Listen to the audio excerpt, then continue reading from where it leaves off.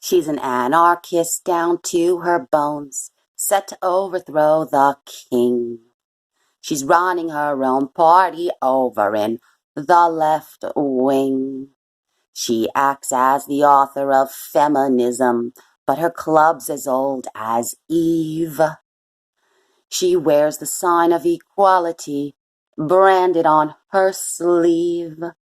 She ignores the natural differences between a man and his wife. She's the author of confusion, division, and strife.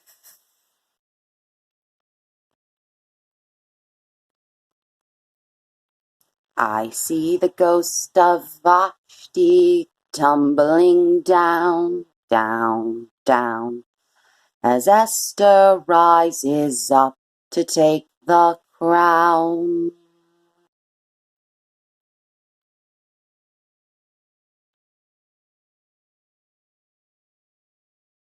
She's running her own party over in the left wing. Ring, ring, ring. She doesn't answer to the call of the king.